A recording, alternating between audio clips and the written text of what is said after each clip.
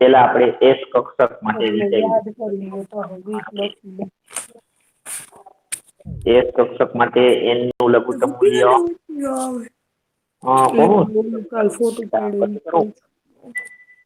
જેનું સ્પીકર ચાલુ હોય બંધ કરો ને સાંભળો એસ કક્ષક માટે n નું લઘુત્તમ મૂલ્ય 1 ચાલો l નું મૂલ્ય 0 ml નું મૂલ્ય 1 આ 1 મૂલ્ય કયું આવે ml નું 0 ચાલો l નું મૂલ્ય 0 છે એટલે આપેલી કક્ષક કઈ ગણાય s ml નું મૂલ્ય 1 મળે છે શું દર્શાવે છે s કક્ષકનો માત્ર એક જ પ્રકાર છે જે s કક્ષક આપેલી હોય તે હવે n બરાબર લઘુત્તમ મૂલ્ય s કક્ષક માટે 1 છે એટલે s કક્ષકની શરૂઆત ક્યાંથી થાય 1s થી એટલે 1s કક્ષકથી શરૂઆત થાય 2s 3s 4s 5s 6s 7s એ પ્રમાણે ચાલો આ બાબત ક્લિયર બીજી બાબત s કક્ષક છે એનો આકાર કેવો હોય છે ગોળાકાર તો s કક્ષક આકારે ગોળાકાર હોવાથી એમાં ઇલેક્ટ્રોન મળી આવવાની સંભાવના દરેક બિંદુએ અથવા દરેક સ્થાને એક સરખી હોય છે કારણ કે ઇલેક્ટ્રોનનું કેન્દ્રથી અંતર ગોળાકાર હોવાથી એમાં બદલાતું નથી માટે એમાં ઇલેક્ટ્રોન મળી આવવાની સંભાવના બરાબર દરેક બિંદુએ એક સમાન હોય છે અને કક્ષક હોય તો એમાં ઇલેક્ટ્રોન મળી આવવાની સંભાવના કેન્દ્રથી સૌથી નજીક કેવી છે વધુ હોય છે 2s કક્ષકની સાપેક્ષે ત્યારે 2s કક્ષકમાં ઇલેક્ટ્રોન મળી આવવાની સંભાવના કેન્દ્રથી નજીકમાં કેવી હોય છે 1s ની સાપેક્ષે ઓછી કારણ કે આપણે એમાં કીધું હતું કે જેમ જેમ મુખ્ય ક્વોન્ટમમાં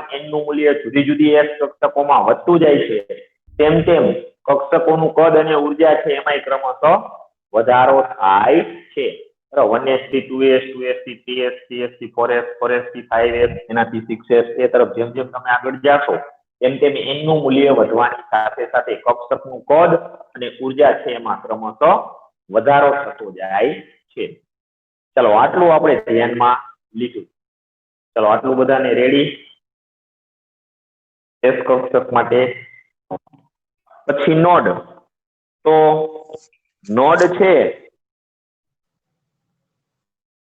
બરાબર નોડ એ નોડ શોધવાનું સૂત્ર ખરેખર કુલ નોડ આપણે શોધવાનું સૂત્ર દર્શાવ્યું કુલ નોડ બરાબર n - 1 હવે જો આ સૂત્ર કેના ઉપર થયું છે ઈ કહું પેલું સૂત્ર કુલ નોડ નું પછી બીજું જે આવે છે કોણીય નોડ આવે બરાબર કોણીય નોડ બરાબર સ્મોલ l કોણીય નોડ બરાબર સ્મોલ l પછી ત્રિજ્યાવર્તી નોડ આવે ત્રિજ્યાવર્તી નોડ તે શોધવાનું સૂત્ર છે n - l - 1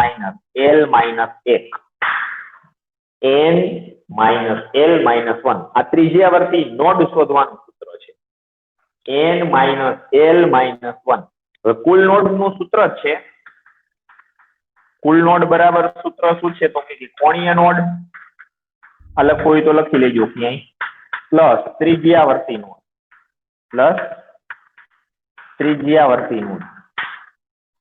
કુલ નોડ શોધવાનું સૂત્ર છે કોણીય નોડ પ્લસ ત્રિજ્યાવર્તી નોડ તો કોણીય નોડ ને શેના વડે દર્શાવ્યું છે સ્મોલ l પ્લસ તો પ્લસ ત્રિજ્યાવર્તી નોડ n - l - 1 તો આ l માઈનસ છે આ l પ્લસ છે ઉડી જાય ll વધ્યું શું n - 1 આવી ગયું કુલ નોડ નું સૂત્ર n - 1 આવી ગયું n - 1 ચાલો ક્લિયર બાબત આ કુલ નોડ નું સૂત્ર n - 1 તો આ n - 1 કુલ નોડ એટલે નોડ ત્રણ પ્રકારનો હોય કોણીય નોડ જે l નું મૂલ્ય સૂચવે છે ત્રિજ્યાવર્તી નોડ n - l - 1 દ્વારા દર્શાવવામાં આવે છે અને કુલ નોડ એટલે કોણીય નોડ પ્લસ ત્રિજ્યાવર્તી નોડ એટલે આટલું પહેલા લખી લ્યો પરીક્ષામાં તમને જે નોડ પૂછે બરાબર તે નોડની સંખ્યા આમાંથી જવાબ આપીને લખવાની રહેશે પછી દરેક કક્ષકો માટે s હોય તો ભલે t હોય તો ભલે d હોય તો ભલે f હોય તો ભલે કોઈ પણ spdf કક્ષક હોય એમાં કોઈ પણ નોડ પૂછે આટલું જ યાદ રાખવાનું નોડ આવે એટલે આને આધારે કહેવાનું નોડ શું દર્શાવે છે કે જ્યાં કક્ષકની અંદર એવી સપાટી સૂચવે છે કે એવું સમતલ સૂચવે છે કે જ્યાં ઇલેક્ટ્રોન મળી આવવાની સંભાવના હોતી નથી અથવા શૂન્ય હોય છે જેને નોડલ સમતલ અથવા નોડલ સપાટી અથવા નોડ કહેવાય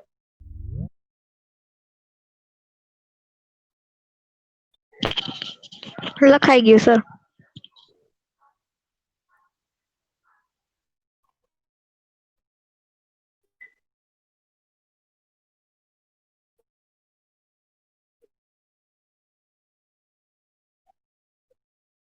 લખાઈ ગયું?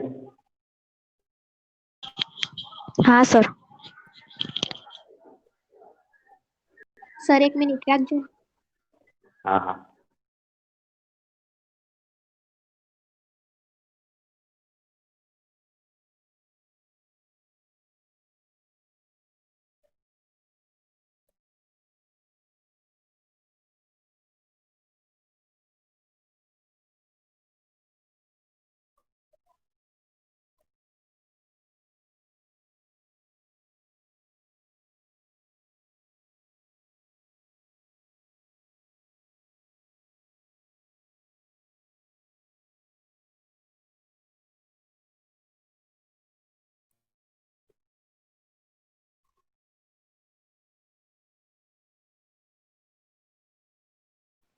લખાઈ ગયું સર।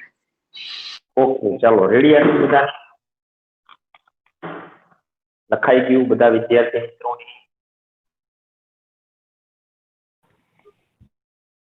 हाँ सर હેલો हाँ सर ઓકે ચાલો ત્યાર પછી આપણે વાતચીત કરી હતી પી કક્ષક।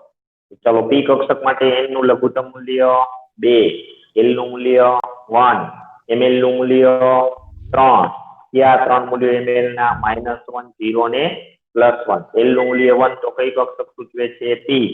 ml નું મૂલ્ય 3 મળે છે એટલે શું કહે છે? પી કક્ષકના ત્રણ પ્રકારો મળે છે, dy અને dz।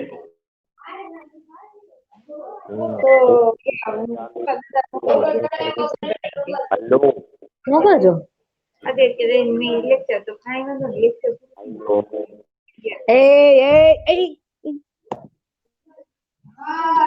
સ્પીકર ચાલુ બેટા બંધ કરો, મારો અવાજ સંભળાય છે? સ્પીકર ચાલુ હોય મને કઈ પ્રોબ્લેમ નથી, તો એવા લોકોએ કામકાજ એવું ઇમરજન્સી હોય તો 5-10 મિનિટ ડિસ્કનેક્ટ થઈ જાવ અને પાછું કનેક્ટ થઈ જાવ જાતે સેલ્ફ રીતે।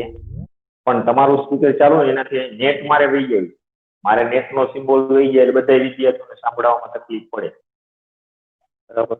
એવું કઈ કોઈ પણ કામ આવી જાય તો છૂટાઈ ગઈ છે તમને, તો એવા લોકોએ 5 મિનિટ ડિસ્કનેક્ટ થઈ જાવ। પણ સ્પીકર ચાલુ રાખવાથી છે ને આને ઘણી બધી વાર ઓબ્ઝર્વેશન જરૂર છે કે અહીંનું નેટ છે ને જતું રહ્યું, પછી મારામાં રેડ સિગ્નલ આવી જાય, 5-10 મિનિટે માંડ મેળે આવે ત્યારે કેવું બને। અને ક્યારેક તો પછી સ્ક્રીનમાં કે જે બરાબર સાહેબ જ દેખાય, બીજું કઈ ન દેખાય, આવું બને। રેડી? તો જો હું અત્યારે બોલ્યો કોઈને ખબર નહીં પાછી તમારું સ્પીકર ચાલુ હોય ને, એટલે મહેરબાની કરીને સ્પીકર કોઈ ચાલુ ન રાખો। તમારી ઇમરજન્સી કે હાર્ડ એન્ડ ફાસ્ટ કામ આવે તો ડિસ્કનેક્ટ થઈ જવાનું, બહાર નીકળી જવાનું મીટિંગમાંથી। ઓકે? પી કક્ષક, તો પી કક્ષક માટે n નું લઘુત્તમ મૂલ્ય 2, l નું મૂલ્ય 1, ml નું મૂલ્ય 3 મળે। આ ત્રણ મૂલ્યો ક્યાં? -1, 0 ને +1। l નું મૂલ્ય 1 છે એટલે કઈ કક્ષક સૂચવે છે? પી કક્ષક। ml નું 3 મૂલ્ય છે એટલે શું સૂચવે છે? પી કક્ષકોના 3 પ્રકાર છે। આ ml ના 3 મૂલ્યો છે -1, 0 ને +1, દરેક મૂલ્ય સાથે એક એક પી કક્ષક સંકળાયેલી છે, px, py ને pz। હવે પી કક્ષકની શરૂઆત n નું લઘુત્તમ મૂલ્ય 2 છે એટલે 2p થી શરૂઆત થાય, 2p, 3p, 4p, 5p, 6p, 7p અહીંયા સુધી જવાનું। રેડી? 2p થી 7p સુધી। હવે આ ત્રણે ત્રણ પી કક્ષકો છે એ આકાર, કદ અને ઉર્જામાં કેવી હોય છે? સરખી હોય છે, એટલે કે સમાન હોય છે। હવે આ દરેક પી કક્ષક છે એ બે વિભાગની બનેલી હોય છે, જેને લોબ અથવા દડાઓ કહેવામાં આવે છે। અને આ બે દડાઓ જ્યારે જોડાય છે ત્યારે કેવો આકાર ઉત્પન્ન કરે છે? ડમ્બેલ આકાર ઉત્પન્ન કરે છે। પી કક્ષકનો આકાર કેવો હોય છે? ડમ્બેલ આકાર હોય છે। હવે ગોઠવણીની વાત કરીએ તો આ બે દડાઓ કે લોબ છે જો x યામ પર ગોઠવાય તો એને px કક્ષક કહેવામાં આવે છે, y યામ પર ગોઠવાયેલા હોય તો એને py કક્ષક કહેવામાં આવે છે, અને z યામ પર ગોઠવાયેલા હોય તો એને pz કક્ષક કહેવામાં આવે છે। એટલે તમને એની આકૃતિઓ, સીમા સપાટીઓ ખ્યાલ આવી ગયો। ચલો આ પી કક્ષક ક્લિયર? હેલો हाँ सर ઓકે, हाँ પછી सर તો ચાલો ડી કક્ષક માટે n નું લઘુત્તમ મૂલ્ય કયું લઈ છે? 3, l નું મૂલ્ય 2, ml ના મૂલ્યો કેટલા મળે? 5, ક્યાં ક્યાં? -2, -1, 0, +1 અને +2। ચાલો l નું મૂલ્ય 2 છે એટલે કઈ કક્ષક સૂચવે છે? ડી। બરાબર અને ml ના મૂલ્યો 5 મળે છે જે સૂચવે છે ડી કક્ષકના 5 પ્રકારો પડે છે ત્યાં કયા તો કે dxy dyz dzx dx2y2 અને dz2 આ પાંચે પાંચ ડી કક્ષકો છે બરાબર કે જેમના આકાર કદ અને ઉર્જા કેવા હોય છે એક સમાન હોય છે બરાબર એમાંથી જુદી પડતી નથી ડી જનરેટ કક્ષકો કહેતા આપણે ડી કક્ષક માટે n નું લઘુત્તમ મૂલ્ય છે 3 એટલે 3D થી શરૂઆત થાય 3D 4D 5D બરાબર 3D 4D 5D અને 6D સુધી જવાનું રહેશે બરાબર 7D ની આપણે જરૂર પડશે નહીં 6D સુધી 3D થી 6D સુધી ત્યાર પછી વાત કરીએ તો ડી કક્ષકનો આકાર ડબલ ડમ્બેલ આકાર કારણ કે દરેક ડી કક્ષક 4 વિભાગની બનેલી હોય છે એને આપણે લોબ અથવા દડાઓ કહીએ છીએ આ ચારેય દડાઓ છે એ જ્યારે ગોઠવાય છે ત્યારે ડમ્બેલ આકાર 2 વખત ઉત્પન્ન કરે છે એટલે આ આકારને ડબલ ડમ્બેલ કહેવામાં આવે છે તો dxy કક્ષક હોય તો એમાં x અને y સમતલ દર્શાવવાના અને 4 દડાઓ ગોઠવો x અને y સમતલની વચ્ચે એટલે dxy ની સપાટીની આકૃતિ પૂરી dyz હોય તો y અને z સમતલ દર્શાવવાના એક ને y કહેવાનું એક ને z કહેવાનું 4 દડાઓ ગોઠવો y અને z સમતલની વચ્ચે ગોઠવવાના dzx હોય તો એક z સમતલ લેવાનું એક x લેવાનું 4 દડાઓ ગોઠવો z અને x સમતલની વચ્ચે ગોઠવવાના ચોથો પ્રકાર dx2y2 તો એમાં x અને y સમતલ દર્શાવવાના બે દડાઓ x યામ પર ગોઠવવાના વચ્ચે નહીં x યામ પર બે દડાઓ ગોઠવવાના બે દડાઓ y યામ પર ગોઠવવાના એટલે dx2y2 અને dz2 તો એમાં બે દડાઓ છે z યામ પર ગોઠવવાના બાકીના જે બે લોબ છે એ ગોળાકાર ભાગ સ્વરૂપે હોય છે આમ પણ આમ ડમ્બેલ જેવું જોઈએ લંબ વર્તુળાકાર જેવું હોય અને એ જે વચ્ચેનો જે ભાગ છે ને વચ્ચેનો જે ભાગ હોય છે ઉગમ બિંદુ એ ભાગે આમ ગોઠવાયેલા હોય છે એટલે આમે એ ડમ્બેલ આકાર પ્રકાર જ હોય છે થોડોક આકાર જુદો પડે છે પણ એ ડબલ ડમ્બેલ ની જેવો જ કહેવાય તો આ પ્રકારે આપણે એની 5 સીમા સપાટીઓ દર્શાવી ત્યાર પછી f કક્ષક તો f કક્ષક માટે n નું લઘુત્તમ મૂલ્ય શું લેવામાં આવે છે 4 l નું મૂલ્ય શું મળે 3 ml ના મૂલ્યો કેટલા મળે 7 ત્યાં -3 -2 -1 0 +1 +2 ને +3 તો ચાલો f કક્ષકની માટે લઘુત્તમ મૂલ્ય n બરાબર 4 છે એટલે 4f થી શરૂઆત થાય 4f 5f બરાબર 4f અને 5f એમાં આપણે એ બે જ મૂલ્ય યાદ રાખવાનું 4f અને 5f પછી આગળ જવાની જરૂર નથી સામાન્ય માટે આપણે અવકવના નિયમમાં આપણે સમજાવું ત્યાર પછી આજે સાથે સાથ f કક્ષકો છે એમના આકાર કદ અને ઉર્જા કેવા હોય છે એક સમાન હોય છે બરાબર આકારની બાબતમાં f કક્ષકોને અનિશ્ચિત કીધા હતા એટલે એ આપણે યાદ રાખવાની જરૂર નથી અને એની સીમા સપાટીઓ આપણે દર્શાવી નહોતી અનિશ્ચિત આકાર હોવાથી ચાલો અહીંયા સુધીનું આપણે છે એ જોઈ ગયા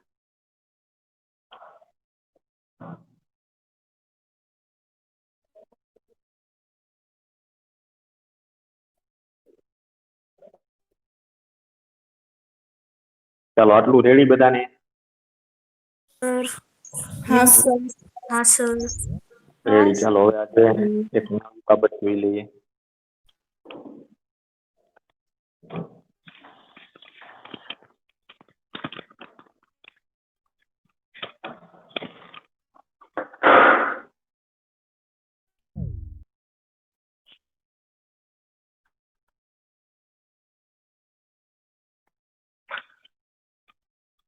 ચાલો નવો ટોપિક છે સમાન ચેતાકોષમાં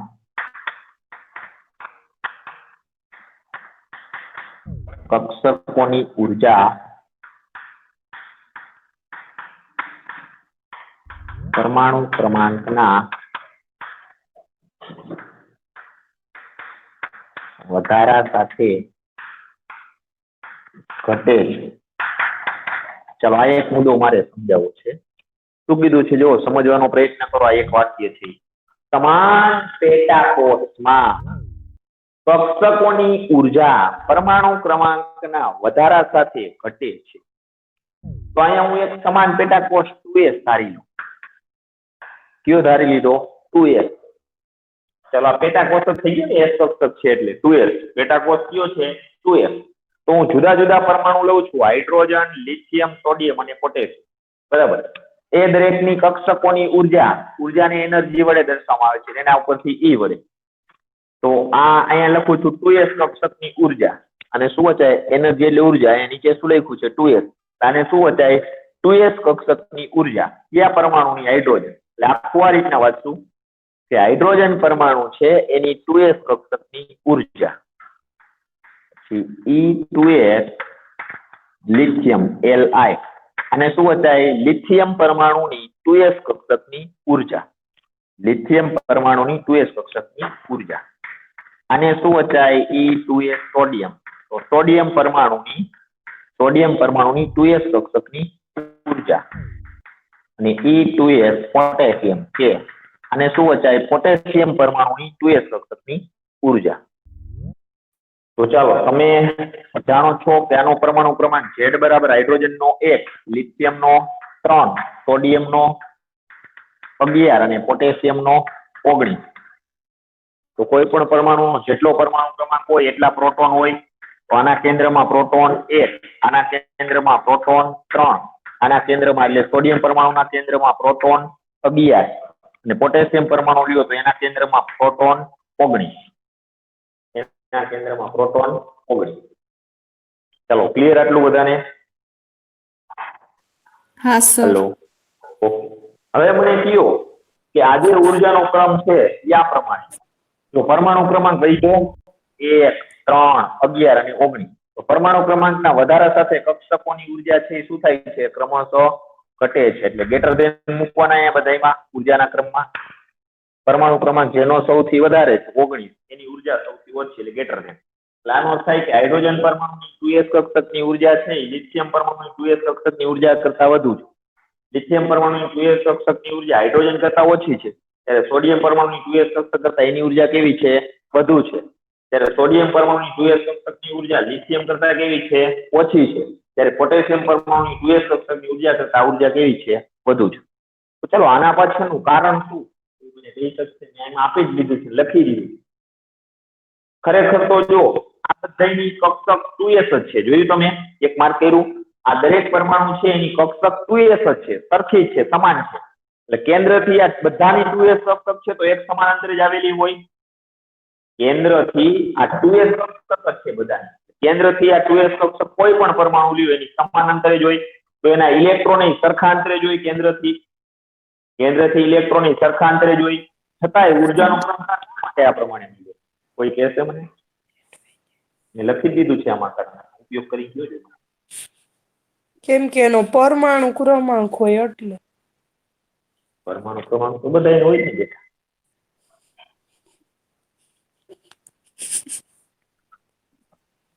પ્રોટોનની સંખ્યાને કારણે. હા, જો દરેકની અંદર ઇલેક્ટ્રોન તો છે એ 2s કક્ષકમાં જ છે. દરેકના 2s કક્ષક સમાન પેટાકોષ જ લીધા છે, 2s કક્ષક છે એના. દરેકનો જે સમાન પેટાકોષ હોવાથી ઇલેક્ટ્રોન કેન્દ્રથી સરખા અંતરે હોય. પણ ઈ ઇલેક્ટ્રોનને કેન્દ્ર પ્રતિ આકર્ષણ વધુ કેમાં હોય? તો જે પરમાણુના કેન્દ્રમાં પ્રોટોનની સંખ્યા વધુ હોય. બરાબર? જેમ કેન્દ્રમાં પ્રોટોનની સંખ્યા વધે, ભલે ઇલેક્ટ્રોન દરેકમાં સમાન અંતરે છે, કેન્દ્રથી કેવા છે? સરખા અંતરે છે. પણ કેન્દ્રનો ધન વીજભાર જેમ વધે એમ ઇલેક્ટ્રોનને કેન્દ્ર પ્રતિ આકર્ષણ શું થાય? વધે ને. કેન્દ્રનો ધન વીજભાર જેમ વધે એમ ઇલેક્ટ્રોનનું કેન્દ્ર પ્રતિ આકર્ષણ વધે. કેન્દ્ર પ્રતિ આકર્ષણ વધે તો ચાલો આકર્ષણ વધે તો ઉર્જા ઘટે. આપણે ટૂંકમાં જ રાખ્યું છે. શા માટે? આકર્ષણ વધે તો ઉર્જા ઘટે, કારણ કે આકર્ષણ વધે તો ઇલેક્ટ્રોન વધુ વેગથી ગતિ કરતો હોય, પરિણામે મોટા ભાગની ઉર્જા એની ગતિમાં જ વપરાઈ જાય. ગતિ ઉર્જા સ્વરૂપે. તો એની ઉર્જામાં શું થાય? ઘટાડો. એટલે એની ઉર્જા શું થાય? ઓછી. આકર્ષણ જેમ ઘટે એમ એનો વેગ ઘટે, એમ એની ઉર્જા શું થાય? વધે. અહીંયા આકર્ષણ શું થાય છે? કેન્દ્રનો ધન વીજભાર વધતા સમાન અંતરે રહેલા ઇલેક્ટ્રોનનું કેન્દ્ર પ્રત્યેનું આકર્ષણ વધે છે, ઉર્જા ઘટે છે. પોટેશિયમ પરમાણુ છે એના કેન્દ્રમાં 19 પ્રોટોન છે.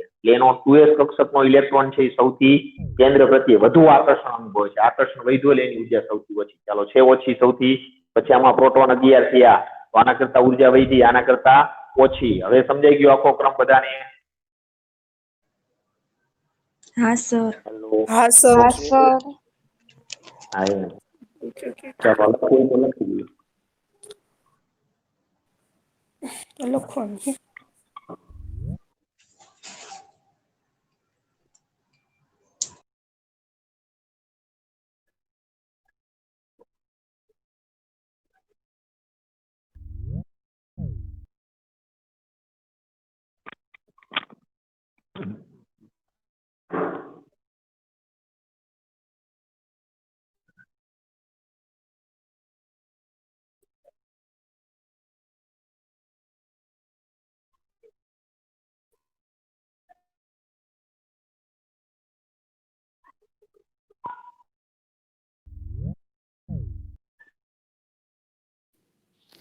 Hello sir. હા બેટા. સર આ ફરીથી સમજાવો ને. ના હો. આ પ્રોટોનની સંખ્યા વાળું. પ્રોટોનની સંખ્યા તો પરમાણુ ક્રમાંક હોય એટલી જ હોય. ના તમે કંઈક આમ કહેતા હતા પછી આમ વયું ગયું હતું ને થોડુંક એટલે ખબર નથી તમે શું કીધું. ના ના હારી બધું અહીંયા જ લખેલું બોર્ડ ઉપર. ક્યાં ભાઈ વાહે રે. એટલે કેન્દ્રનો ધન વીજભાર વધે, પ્રોટોનની સંખ્યા કેન્દ્રમાં વધે તો કેન્દ્રનો ધન વીજભાર વધે. તો સમાન અંતરે રહેલા દરેક ઇલેક્ટ્રોન છે દરેકમાં એનું કેન્દ્ર પ્રતિ આકર્ષણ વધુ કેમાં હોય સૌથી કે જેમાં પ્રોટોનની સંખ્યા વધુ કેમાં છે પોટેશિયમ. તો આકર્ષણ વધે તો ઉર્જા શું થાય ઘટે. આની ઉર્જા સૌથી કેવી છે ઓછી. હાઇડ્રોજનની 2s કક્ષકની ઉર્જા સૌથી કેવી છે વધુ કારણ કે એમાં પ્રોટોન ઓછા એટલે કેન્દ્રનો ધન વીજભાર સૌથી ઓછો કેમાં હોય આમાં. એટલે એના 2s કક્ષકના ઇલેક્ટ્રોનને આકર્ષણ કેવું હોય હાઇડ્રોજન પરમાણુના કેન્દ્ર પ્રત્યે ઓછું એટલે એની ઉર્જા કેવી હોય સૌથી વધુ. ચલો રેડી. આકર્ષણને આધારે જ છે ઉર્જાનો ક્રમ. આકર્ષણ વધે તો ઉર્જા ઘટે, આકર્ષણ ઘટે તો ઉર્જા વધે. વેગ ઉપર બરાબર. આકર્ષણ વધે તો ઇલેક્ટ્રોન ઝડપથી ગતિ કરતા હોય એનો વેગ વધુ હોય.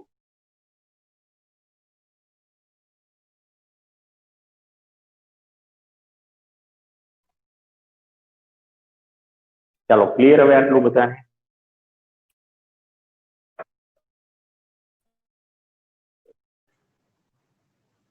હલો. હા સર. હા સર. ઓકે ચાલો. હા સર. હવે છેલ્લો થિયરીનો પ્રશ્ન જોઈએ.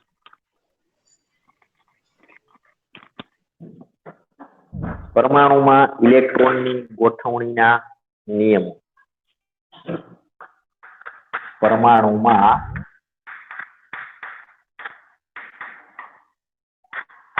ઇલેક્ટ્રોનની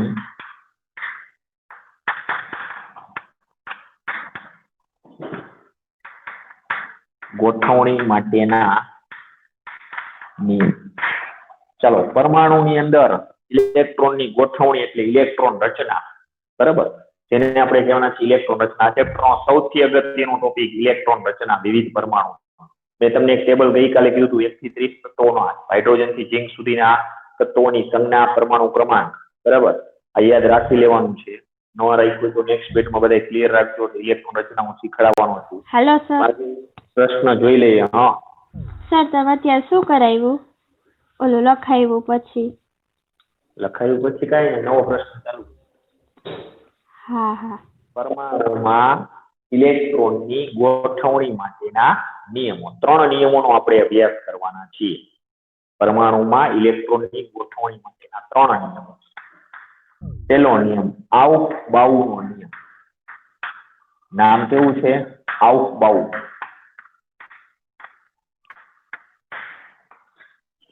ચલો પહેલો નિયમ છે આઉફ બાઉનો નિયમ બરાબર. તો આ એક જર્મન વૈજ્ઞાનિક છે જેનું નામ છે આઉફ બાઉ. અને જર્મન ભાષામાં આ આઉફ બાઉ શબ્દનો અર્થ થાય છે ગોઠવણી અથવા રચના એવો થાય છે.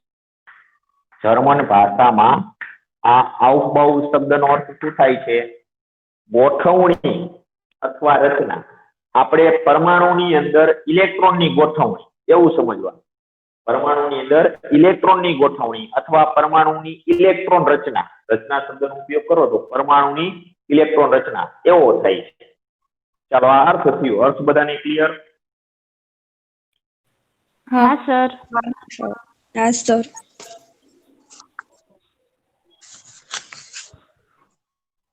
ચાલો રેડી. હવે જો હું નિયમ લખું છું, નિયમ એકદમ સરળ ભાષામાં લખું છું કે ઇલેક્ટ્રોન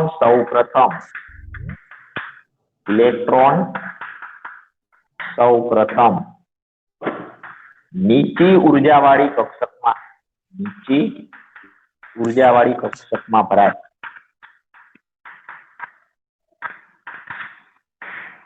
ઇલેક્ટ્રોન સૌપ્રથમ નીચી ઉર્જાવાળી કક્ષકમાં ભરાય. આ કક્ષક પૂર્ણ ભરાયા બાદ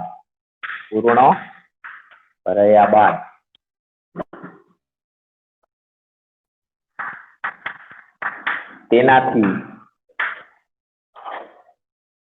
અથવા ત્યાર પછી એમ કહેશું ચાલશે, તેનાથી ઊંચી ઉર્જાવાળી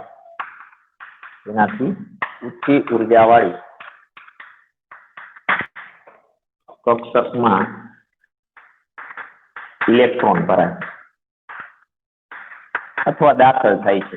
આ નિયમને આઉફબાઉના નિયમ તરીકે ઓળખવામાં આવે છે. જુઓ શું કીધું, ઇલેક્ટ્રોન છે એ સૌ પ્રથમ નીચી ઉર્જાવાળી કક્ષકમાં ભરાય છે અથવા દાખલ થાય છે. એની ઉર્જા સૌથી ઓછી એમાં ઇલેક્ટ્રોન પહેલા દાખલ થાય. તો આપને આમે ખબર છે, કેન્દ્રથી સૌથી નજીકની પહેલી કક્ષક હોય એના ઇલેક્ટ્રોનને કેન્દ્ર પ્રતિ આકર્ષણ કેવું હોય? વધુ હોય. એની ઉર્જા સૌથી કેવી હોય? ઓછી જ હોય. પછી કેન્દ્રથી તમે જેમ જેમ દૂર જતા જાવ અંતર વધતું જાય, એટલે ઇલેક્ટ્રોનનું કેન્દ્ર પ્રત્યેનું આકર્ષણ ઘટતું જાય, ઉર્જા વધતી જાય. આવી જ રીતના ઇલેક્ટ્રોન છે જુદી જુદી કક્ષકોમાં ગોઠવાતા જાય આઉફબાઉના નિયમને આધારે. એટલે મેં કીધું કે ઇલેક્ટ્રોન છે સૌપ્રથમ નીચી ઉર્જા એટલે કે ઓછી ઉર્જાવાળી કક્ષકમાં પહેલા ભરાય. એ ભરાઈ જાય ત્યાર પછી એનાથી વધુ ઉર્જા હોય એમાં જાય. ઈ કક્ષક પૂર્ણ ભરાઈ જાય ત્યાર પછી એનાથી ઊંચી ઉર્જાવાળી કક્ષક હોય એમાં જાય. આ રીતના ક્રમશઃ ઇલેક્ટ્રોન ગોઠવાતા જાય એવું આઉફબાઉએ કીધું. એટલે આ નિયમને આઉફબાઉના નિયમ તરીકે ઓળખવામાં આવે છે. ચલો આટલું ક્લિયર બધાને? નિયમ એકદમ સરળ છે. ચલો નિયમ બધાને સમજાઈ ગયો? હા સર. ઓકે. હા સર. આઉફબાઉએ કક્ષકોની ઉર્જા કઈ રીતના નક્કી કરી? તો આઉફબાઉએ આ જે કક્ષકો છે એની ઉર્જા બે ક્વોન્ટમાંકનો ઉપયોગ કરી નક્કી કરી છે, n+l. બસ આ બાબત અગત્યની. આ વૈજ્ઞાનિક આઉફબાઉએ કક્ષકોની ઉર્જા કેવી રીતના નક્કી કરી? તો બે ક્વોન્ટમાંકનો ઉપયોગ કર્યો, મુખ્ય ક્વોન્ટમાંક n અને ગૌણ ક્વોન્ટમાંક l. આ બેનો સરવાળો કરવાનો, બરાબર? n+l નું મૂલ્ય આપે. જે કક્ષક માટે n+l નું મૂલ્ય સૌથી ઓછું એની ઉર્જા સૌથી ઓછી. જે કક્ષક માટે n+l નું મૂલ્ય જેમ વધારે એમ એની ઉર્જા કેવી? વધારે. તો કક્ષકોની ઉર્જા કોણ નક્કી કરે? n+l નું મૂલ્ય. જેમ n+l નું મૂલ્ય ઓછું એમ કક્ષકની ઉર્જા ઓછી. જેમ n+l નું મૂલ્ય વધુ એમ કક્ષકની ઉર્જા વધુ. ચાલો આ બાબત ક્લિયર બધાની? હા. હવે એના માટે જો હું એક ટેબલ આપું તમને, ક્લિયર કરાવું છું. ત્યારે કેવું બનશે? તો કે એવું બનશે કે n+l નું મૂલ્ય સમાન પણ આવે છે. અમુક કક્ષકો માટે n+l નું મૂલ્ય સમાન આવે છે. તો સમાન મળે તો એમાં કોની ઉર્જા વધુ ઘટી, એની ઓછી ગણવી. તો કે એમાં જેનું n નું મૂલ્ય વધારે, બરાબર, એમાં જેનું n નું મૂલ્ય વધારે એની ઉર્જા વધુ. જે બે કક્ષકો માટે કે બે થી વધુ કક્ષકો માટે n+l નું મૂલ્ય સમાન મળે, n+l નું મૂલ્ય સમાન મળે, બરાબર, એમાં ઉર્જા કેની વધારે ગણવાની? જેમાં n નું મૂલ્ય વધારે હોય, n એટલે મુખ્ય ક્વોન્ટમ, એની ઉર્જા વધુ ગણવી. તો જો અહીંયા હું જુદી જુદી કક્ષકો લખું છું, સમજવા અહીંયા બધા. જુદી જુદી કક્ષકો માટે અહીંયા n નું મૂલ્ય, અહીંયા l નું મૂલ્ય, અહીંયા n+l નું મૂલ્ય, અહીંયા કક્ષકોની ઉર્જા. દાખલા તરીકે 1s કક્ષક છે, 2s છે, 2p છે, પછી 3s લઈ છીએ, 3p લઈ છીએ, 4s લઈએ છીએ, 3d લઈએ છીએ અને 4p આવી મેં જુદી જુદી કક્ષકો લીધી છે ટેબલ આપેલું છે એ પ્રમાણે તો ચાલો હું ઝડપથી ટેબલ પૂરું કરું છું બોલો n નું મૂલ્ય 1s માં કેટલું કહેવાય 1 આવડે નહીં તો હવે આગળ લખ્યું છે n નું મૂલ્ય 1 s કક્ષક છે તો l નું મૂલ્ય શું હોય 0 તો n + l એટલે આ બેનો સરવાળો શું આવે 1 2s માં n નું મૂલ્ય કેટલું 2 s કક્ષક છે l નું મૂલ્ય શું આવે 0 2 + 0 એટલે n + l નું મૂલ્ય 2 તમે કહી શકો કે 1s કરતા 2s ની ઉર્જા કેવી હોય વધુ કારણ કે આમાં n + l નું મૂલ્ય 1 છે આમાં કેટલું છે 2 છે એટલે 1s કરતા 2s ની ઉર્જા વધારે 2s કરતા 1s ની ઉર્જા ઓછી એટલે ઉર્જાના આધારે તમે કહી શકો આની ઉર્જા ઓછી આ વધુ એમ જ થશે 2p તો ચાલો એમાં n નું મૂલ્ય 2 p કક્ષક છે એટલે l નું મૂલ્ય 1 તો 2 + 1 એટલે n + l નું મૂલ્ય શું આવે 3 તો આ 2p ની ઉર્જા 2s કરતાય વધી ગઈ બરાબર આના કરતા આની ઉર્જા વધી કારણ કે n + l નું મૂલ્ય વધ્યું સમજાય છે 3s તો એમાં n નું મૂલ્ય 3 s કક્ષક છે એટલે l નું મૂલ્ય 0 3 + 0 એટલે 3 હા આમાં તકલીફ પડી જો આ બેયમાં n + l નું મૂલ્ય કેવું આવ્યું સમાન તેમાં 2p અને 3s માં n + l નું મૂલ્ય બેયમાં 3 છે તો આ બેમાંથી કોની ઉર્જા વધારે કરવાની એમાં n નું મૂલ્ય વધારે હોય એમાં 2p માં n નું મૂલ્ય 2 છે 3s માં 3 છે તો 2p કરતા 3s ની ઉર્જા વધુ હોય ભલે થોડીક જ વધારે હોય 3s ની ઉર્જા થોડી જ વધુ હોય પણ વધુ તો હોય જ એટલે અહીંયા હું લખું છું 2p કરતા 3s ની ઉર્જા વધુ શા માટે કારણ કે 2p માં n નું મૂલ્ય 2 છે 3s માં કેટલું છે 3 એટલે 2p કરતા 3s ની ઉર્જા વધુ હોય ચાલો આગળ 3p છે તો n નું મૂલ્ય 3 p કક્ષક એટલે l નું મૂલ્ય 1 3 + 1 એટલે 4 4s માં n નું મૂલ્ય 4 s કક્ષક એટલે l નું મૂલ્ય 0 4 + 0 એટલે 4 ચાલો આમાં આવી જશે જો આના કરતા આની ઉર્જા વધારે હોય કારણ કે આમાં n + l નું મૂલ્ય 3 છે આ બેમાં 4 છે નીચેની જે બે કક્ષકો છે એમાં n + l નું મૂલ્ય વધે છે એટલે આના કરતા આની ઉર્જા તો વધશે પણ આ બેમાં મૂલ્ય 4 છે n + l તો આ બેની ઉર્જા સમાન ન હોય પણ એમાંય જોવાનું n નું મૂલ્ય કેનું વધારે છે 3p માં n = 3 થાય 4s માં કેટલું થાય 4 તો કોની ઉર્જા વધારે હોય 4s ની ભલે થોડી જ વધુ હોય તો આપણે લખશું 3p કરતા 4s ની ઉર્જા વધુ 3p કરતા 4s ની ઉર્જા વધુ સમજાઈ ગયું ત્યાર પછી 3d તો એમાં n નું મૂલ્ય 3 b કક્ષક છે l નું મૂલ્ય 2 એટલે 3 + 2 એટલે n + l 5 4p n નું મૂલ્ય 4 p કક્ષક છે l નું મૂલ્ય 1 4 + 1 એટલે 5 આમાં તો n + l નું મૂલ્ય 4 છે તો આના કરતા તો આ કક્ષક બે છે એની ઉર્જા વધુ જ હોય આ બેમાં n + l નું મૂલ્ય સમાન તો આગળ જો n નું મૂલ્ય કેમાં વધારે છે 4p માં એટલે અહીંયા હું લખીશ 3d કરતા 4p ની ઉર્જા વધુ 3d કરતા 4p ની ઉર્જા વધુ શા માટે તો કે 3d માં n નું મૂલ્ય કેટલું છે 3 અને 4p માં કેટલું છે 4 ચાલો હવે રેડી બધાને આટલું ક્લિયર ટેબલ સમજાઈ ગયું આખું હા રેડી n + l નું મૂલ્ય જેનું વધારે એની ઉર્જા વધારે એટલે આના કરતા આની ઉર્જા વધારે એના કરતા આની વધારે એના કરતા આની વધારે એના કરતા આની વધારે પછી જેમાં n + l નું મૂલ્ય સમાન આવે છે એમાં જોવાનું કે જેનું n નું મૂલ્ય વધારે એની ઉર્જા વધારે ચાલો ક્લિયર સમાન આવે તો ના આવે તો જોવાનું નથી નહીંતર 3 કરતા ના બે ના મૂલ્ય વધારે છે 4 4 તો આ બે કક્ષક કરતા આ બે કક્ષકની ઉર્જા વધુ જોઈએ પણ આ બેમાં કોની વધારે 4s આ બેમાં કોની વધારે 4p કારણ કે જેનું n નું મૂલ્ય વધારે એની ઉર્જા વધુ એટલે આ પણ આઉટબાઉ સિદ્ધાંતની ટેબલ આપ્યું છે તમને સમજાઈ ગયું હવે જો હું એક જુદી જુદી ઘણી બધી કક્ષકો છે એની અંદર આ જુદી જુદી કક્ષકોમાં ઉર્જાનો જે ક્રમ છે કેવી રીતના યાદ રાખવો અથવા ઉર્જા સ્તરનો ક્રમ કેવી રીતના યાદ રાખવો એની એક ટેકનિક અથવા હિન્ટ આપો બરાબર તો 2 મિનિટ સમજો એક પ્રશ્ન પૂરો થઈ જાય સમજાવી દઉં ચાલુ જ રાખજો આવું છું 2 મિનિટ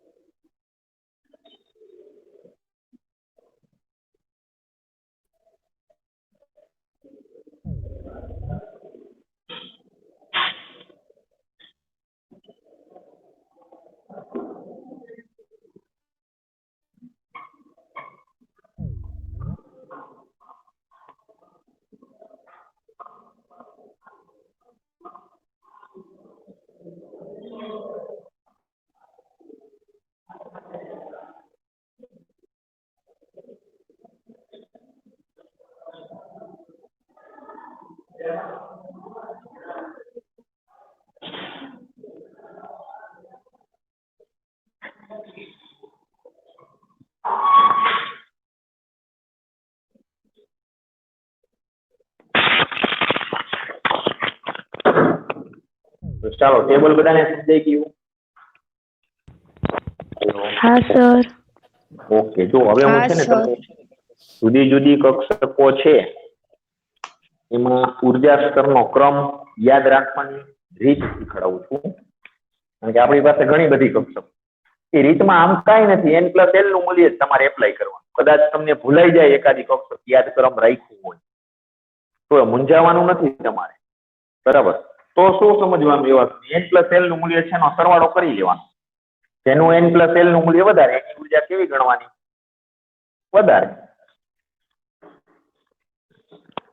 તો જો એ ટેકનિક શીખડાવું. આપણે S કક્ષકની શરૂઆત ક્યાંથી કરી છે? 1s.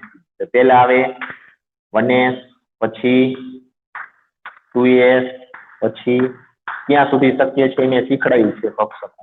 4s, પછી 5s, 6s અને 7s સુધી આપણે ગયા છે. 7s.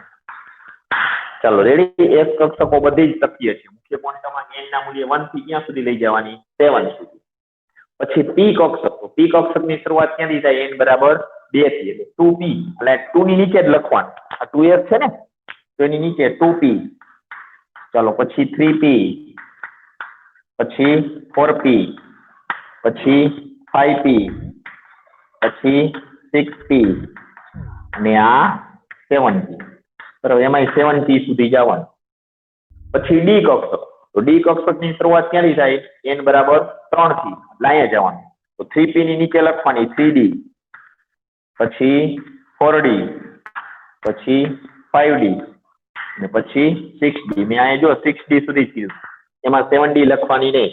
એટલે પેલી બે કોલમ છે આ શરૂ ક્યાંથી કરવું તો બધાને ખબર પડી જશે, બરાબર? દરેક કક્ષકની શરૂઆત ક્યાંથી થાય તો તમને ખબર જ છે, કારણ કે l નું ને n નું મૂલ્ય એકબીજા સાથે સંલગ્ન છે, સંકળાયેલું છે.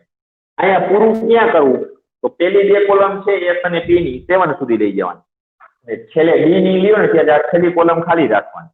7d અહીંયા લખવું નહીં, બરાબર? આવું સૂચવેલું છે, મેં કઈ નથી કીધું એટલે એમ ન કહેતા d કેમ, બરાબર? 6d સુધી જવાનું, છેલ્લી કોલમ ખાલી રાખવાની. પછી f.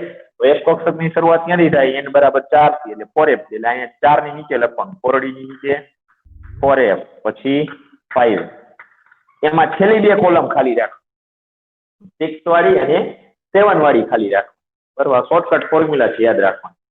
રેડી. આટલી કક્ષકો થઈ. આટલી કક્ષકોનો ઉર્જા સ્તરનો ક્રમ આપણે કેમ ટૂંકમાં યાદ રાખવો એ એને આપ્યું છે, તો હું દોરું છું ઉર્જા સ્તરનો ક્રમ.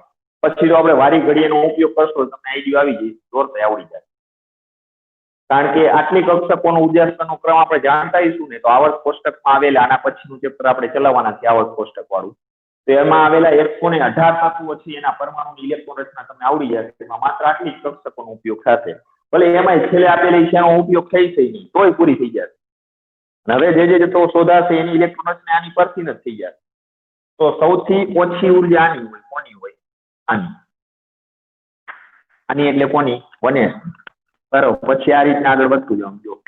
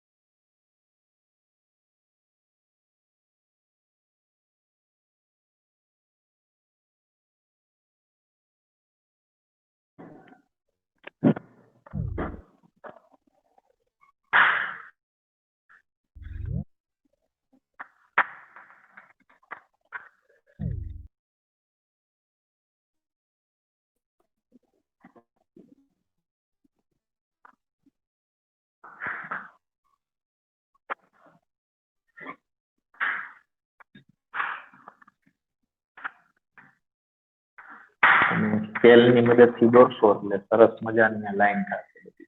લાઈનમાં જ આવશે બધું.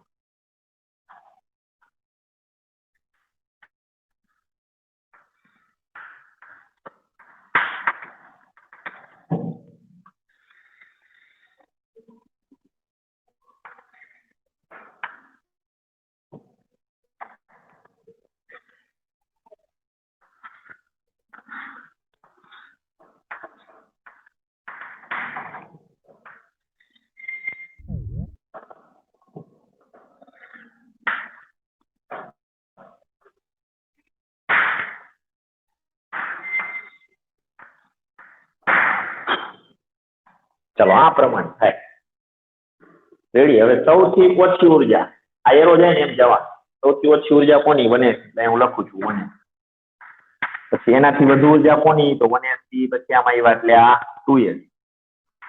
2s કરતા વધુ ઉર્જા કોની? તો આમ જો આમ જો આ એરો છે ને એ તરફ જવાનું. આમ કોણ આવે? 2p. નો ખબર પડે તો n+l નું મૂલ્ય આ બે માં ચકાસી લેવાનું. જેનું n+l નું મૂલ્ય બે માંથી વધારે એની ઉર્જા વધારે. જો n+l નું મૂલ્ય સમાન આવે, જેનું n નું મૂલ્ય વધારે એની ઉર્જા વધારે. એ હિન્ટ તો આપણી પાસે છે જ. ચાલો 2p પછી હવે જોતા જાઓ. બોલો 2p પછી 3s. 3s પછી આમ આવવાનું 3p. 3p પછી 4s. 4s પછી કોની ઉર્જા વધારે? તો અહીંયાથી આવે 3d. 3d પછી કોની ઉર્જા વધારે? તો કે 4p. 4p પછી કોની ઉર્જા વધારે? તો કે 5s. 5s કરતા કોની ઉર્જા વધારે? 4d. 4d કરતા કોની ઉર્જા વધારે? 5p. 5p કરતા કોની ઉર્જા વધારે? 6s. 6s કરતા કોની ઉર્જા વધારે? 4f. 4f કરતા ઉર્જા કોની વધારે? 5d. 5d. 5d કરતા કોની ઉર્જા વધારે? 6p. 6p કરતા કોની ઉર્જા વધારે? 7s. 7s કરતા ઉર્જા કોની વધારે? 5s. એના કરતા ઉર્જા કોની વધારે? 6d. છેલ્લે કોની ઉર્જા વધારે છે? 7e. 7e. તો આ પ્રમાણે ઉર્જાનો ક્રમ થાય. જુદી જુદી કક્ષકોની અંદર ઇલેક્ટ્રોન ભરાય તો આ આઉટબાઉ સિદ્ધાંત પ્રમાણે ભરાય. સૌથી વધુ ઉર્જા છે 7p ની, સૌથી ઓછી ઉર્જા છે 1s. તો આ વિવિધ કક્ષકોની અંદર ઉર્જા સ્તરનો ક્રમ આ આલેખ પરથી સરળતાથી યાદ રાખી શકાય. તમે આ યાદ રાખી લો તો આલેખ યાદ રાખવાની જરૂર નથી. પણ શરૂઆતના તબકે 1-2 વખત તમારે અભ્યાસ કરવો હશે અને પરીક્ષામાં લખવું હોય તો આ રીતના સરળતાથી યાદ રાખી અને આ ક્રમ લખી શકાય. ચાલો આ બાબત ક્લિયર બધાને? હાલો. હા સર. ઓકે. હવે બીજી બાબત, એક હાઇડ્રોજન પરમાણુ માટે, બરાબર, કોના માટે? હાઇડ્રોજન પરમાણુ માટે એટલે H માટે. એના માટે ઉર્જા સ્તરનો ક્રમ છે આ લાગુ પડતો નથી. બરાબર, હાઇડ્રોજન માટે. પણ એ તમારે યાદ રાખવાની જરૂર નથી, સમજાવી દઉં. કારણ કે હાઇડ્રોજન પરમાણુ માટે 1s કક્ષક માં રહેલો ઇલેક્ટ્રોન પછી એનાથી ઉત્તેજિત અવસ્થામાં જાય તો 2s અને 2p માં જાય તો એની ઉર્જા સરખી રહી. એનાથી ઉત્તેજિત અવસ્થામાં જાય તો 3s, 3p ને 3d ત્રણેય આવે. એ ત્રણ માંથી ગમે તેમાં જાય એની ઉર્જા સરખી રહે. અને 4 માં જાય તો 4s, 4p, 4d અને 4s આવે. અને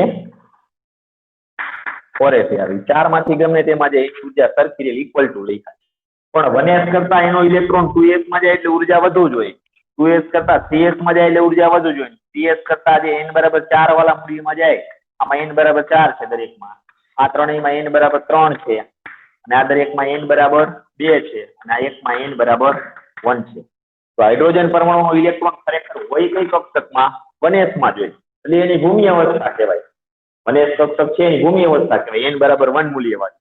પણ 1 સિવાય બીજીમાં જાય, ત્રીજીમાં જાય, ચોથી કક્ષકમાં જાય, 1 સિવાય એ 2, 3, 4 માં જાય તો એની ઉત્તેજિત અવસ્થા કહેવાય. કઈ કહેવાય? હાઇડ્રોજન માટે એ ઉત્તેજિત અવસ્થાઓ ગણાય.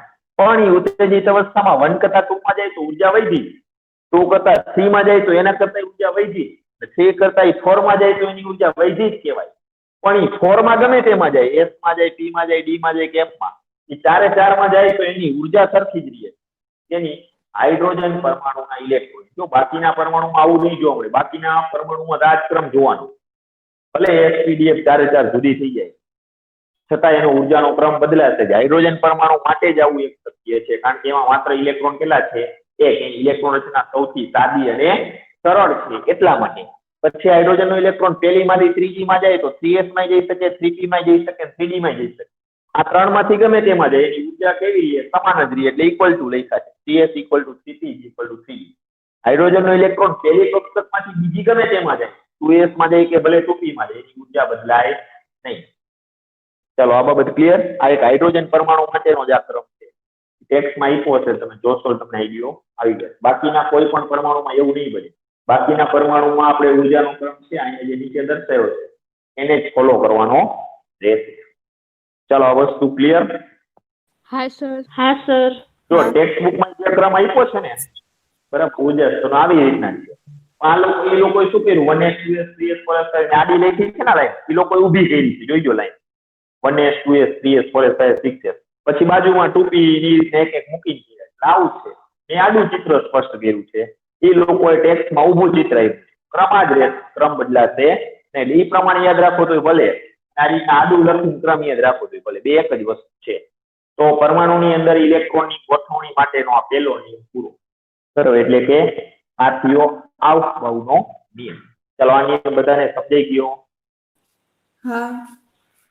હા સર ચાલો હજી પરમાણુની અંદર ઇલેક્ટ્રોનની ગોઠવણી માટેના બે નિયમો છે એકદમ સિમ્પલ અને સોબર છે જેનો અભ્યાસ આપણે નેક્સ્ટ પીરિયડમાં કરીશું ઉપરાંત આપણે નેક્સ્ટ પીરિયડની અંદર પરમાણુની ઇલેક્ટ્રોન રચના હાઇડ્રોજન થી ઝિંક સુધી 1 થી 30 તત્વોના પરમાણુની ઇલેક્ટ્રોન રચના કેમ લખવી એ પણ હું પૂરી કરી નાખીશ અને ત્રણ પ્રકારે શીખડાવીશ નિષ્ક્રિય વાયુનો ઉપયોગ કરીને સાદી ઇલેક્ટ્રોન રચના અને ખાનાવાળી રીત સાદી ઇલેક્ટ્રોન રચના અને નિષ્ક્રિય વાયુનો ઉપયોગ કરીને એટલે ત્રણેય રીતે છે હું નેક્સ્ટ પીરિયડમાં ચલાવવાનું છું એટલે નેક્સ્ટ પીરિયડ સરસ રીતે બધાએ એટેન્ડ કરવાનો રહેશે ચાલો આટલું ક્લિયર બધાને